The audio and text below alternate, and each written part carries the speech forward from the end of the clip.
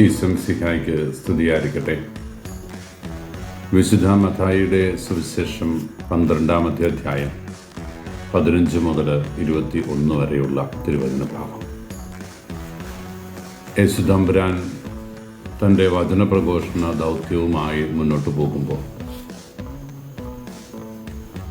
മറ്റ് ഗുരുക്കന്മാരിൽ നിന്നും മറ്റ് പ്രവാചകന്മാരിൽ നിന്നുമൊക്കെ വ്യത്യസ്തമായ ഒരു ശൈലി അവിടുന്ന് സ്വീകരിച്ചിരുന്നു. ഈശോ പബ്ലിസിറ്റി ആഗ്രഹിക്കാത്ത ഒരു മനുഷ്യനായിരുന്നു.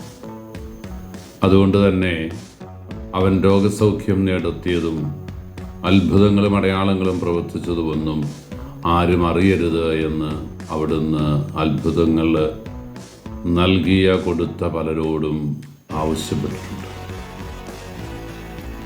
പിശാച് ബാധിതരുടെ മേൽ കൈകൾ വെച്ചും രോഗികളെ ചേർത്ത് പിടിച്ചുമെല്ലാം സൗഖ്യം കൊടുത്ത് മുന്നോട്ട് പോകുമ്പോൾ അവൻ ഇങ്ങനെ ആയത് എന്തുകൊണ്ടാണ് എന്ന് പഴയ നിയമത്തിൽ നിന്നുള്ള ഉദ്ധരണി നമുക്ക് നൽകിക്കൊണ്ട് മത്തായി സുവിശേഷകൻ ബോധ്യപ്പെടുത്തുകയാണ്. യെശയ്യാ പ്രവചനത്തിൽ അവനെക്കുറിച്ച് പറഞ്ഞിരിക്കുന്നത് അവൻ്റെ ശബ്ദം ആരും കേൾക്കില്ല, അവൻ രഹസ്യമായി പ്രവർത്തിക്കുന്ന രഹസ്യാത്മകതയുടെ മറുവാക്കായിട്ട് മാറുകയാണ്.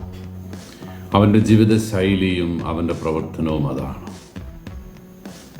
രോമം കത്തിരിക്കാൻ കൊണ്ടുപോകുന്ന കുഞ്ഞാടിനെ പോലെ നിശബ്ദനായി അവിടുന്ന് എല്ലാം സഹിക്കും. അവൻ കടന്നു പോകുന്ന വഴികളെ ആരും അറിയുകയില്ല. പബ്ലിസിറ്റി ആഗ്രഹിക്കാത്ത അത്ഭുത പ്രവർത്തകനായ തമ്പുരാനെ ഇന്ന് നമ്മുടെ മുമ്പിൽ വചനം അവതരിപ്പിക്കുമ്പോൾ നമ്മളും ഇങ്ങനെയൊക്കെ ആകണം എന്നൊരു സൂചന തിരുവചനം നമുക്ക് നൽകുന്നുണ്ട് എന്നത് നമുക്ക് മറക്കാതിരിക്കാം. അനുദിന ജീവിത വേദികളിൽ നമ്മുടെ സംസാരവും പെരുമാറ്റവും നമ്മുടെ ഇടപെടലുകളുമെല്ലാം ഈ പബ്ലിസിറ്റി സ്റ്റണ്ടിനെ അതിജീവിക്കുന്നതാകണമെന്ന് അവിടുന്ന് നമ്മളെ ഓർമ്മിപ്പിക്കുകയാണ്. പ്രിയപ്പെട്ടവരെ, തിരുവചനം നമ്മളെ ഏറെ ഗൗരവത്തോടെ ഈ വചനം ഓർമ്മിപ്പിക്കുമ്പോൾ തർക്കിക്കുകയും ബഹളം വെക്കുകയും ചെയ്യാത്ത നിശബ്ദനായ ഒരു തമ്പുരാനെ നമുക്ക് സ്വീകരിക്കാൻ. പ്രിയപ്പെട്ടവരെ,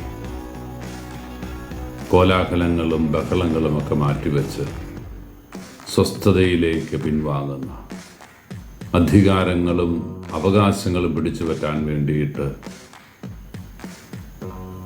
അസ്വസ്ഥതകൾ ഉണ്ടാക്കുകയും ബഹളം വെക്കുകയും ചെയ്യുന്നതിൽ നിന്ന് വ്യത്യസ്തനായി ഒതുങ്ങിക്കൂടാൻ, ഉൾവലിയാൻ ആഗ്രഹിക്കുന്ന ഒരു യേശുനാഥൻ. ഇത് നമുക്ക് മാതൃകയാകട്ടെ. നമ്മുടെ ജീവിതവും അങ്ങനെയാക്കാൻ നമുക്ക് ആഗ്രഹിക്കാം.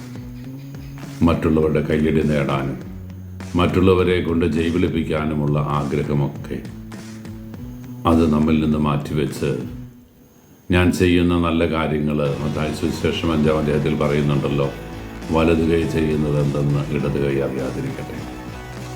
അങ്ങനെ ജീവിച്ചുകൊണ്ട് സമൂഹത്തിൽ മറ്റുള്ളവർക്ക് നന്മ ചെയ്ത് മറ്റുള്ളവർക്ക് നസ്രായനായ യേശുവിനെ കാണിച്ചു കൊടുത്ത് മറ്റൊരു ക്രിസ്തുവായി മാറാനുള്ള ഉൾവിളി സ്വീകരിച്ചുകൊണ്ട് മുന്നോട്ട് പോകാൻ നമുക്ക് ആഗ്രഹിക്കാം. ഈശോ എല്ലാവരെയും അനുഗ്രഹിക്കട്ടെ.